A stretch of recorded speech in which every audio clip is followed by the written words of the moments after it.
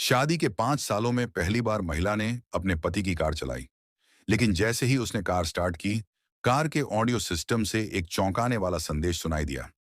मालिक, क्या हम वान लियानपो की कंपनी जा रहे हैं या फिर उस सीक्रेट जगह पर जहां आप अपनी हॉट बेबी के साथ दिन रात लगे रहते हैं?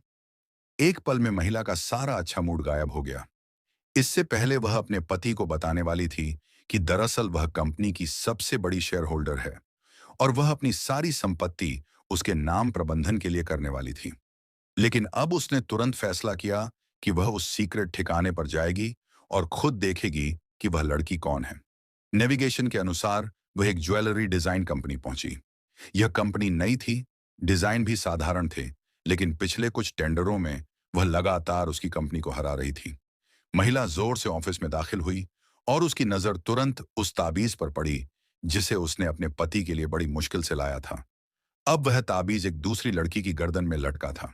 यह हमारी शादी की सालगिरह का गिफ्ट था। दुनिया में सिर्फ दो हैं, एक तुम्हारे पास और एक मेरे पास। ये हमारे हमेशा साथ रहने का संकेत है। उस पल महिला का आखिरी भरोसा भी टूट गया।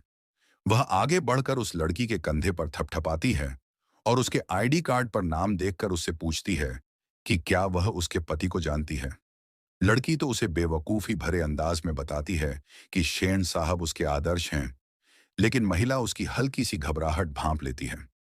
वह और तर्क करने का मन नहीं करती और कार में वापस लौट आती है। शाओ जनरल मैनेजर, मैंने जो आपको पहले बिना शर्त ट्रांसफर वाले एसेट पेपर्स छिपाने को दिए थे, वो सब रद्द कर दो और शेन फेंग के पिछले 1 साल के बैंक स्टेटमेंट और होटल के रिकॉर्ड्स मुझे भेजो। फोन रखते ही उसके पति का कॉल आया। उस समय वह दूसरी लड़की के साथ था और हमेशा की तरह प्यार भरी आवाज में पत्नी से बोला कि उसे कल के ज्वेलरी शो की तैयारी करनी है, इसलिए वह आज घर वापस नहीं आएगा। महिला के जवाब देने से पहले ही उसने फोन काट दिया और फिर उसी लड़की की बाहों में लौट गया। उसे पता नहीं था कि वह शायद अब कभी उस घर में लौट नहीं पाएगा। महिला ने वह ताबीज खिड़की से बाहर फेंक दिया और सहायक का नंबर मिला दिया। शाओ जी, मेरे लिए एक तलाक का ड्राफ्ट तैयार करो। कंपनी में निर्णय लेने की पूरी ताकत मेरे पास है। अगर मैंने गलत इंसान को प्यार दिया है, तो अब मैं उसे खाली हाथ निकालूंगी। कुछ ही देर में सहायक ने पति और उस लड़की से जुड़े सारे सबूत भेज दिए। फाइल खोलकर महिला का दिल बैठ गया। उसमें एक एक करके पति की बेवफाई के सबूत भरे थे। ये वो गिफ्ट है जो उसने कहकर लाया था कि सिर्फ तुम्हारे पास रहकर ही मेरा दिल सुकून पाता है।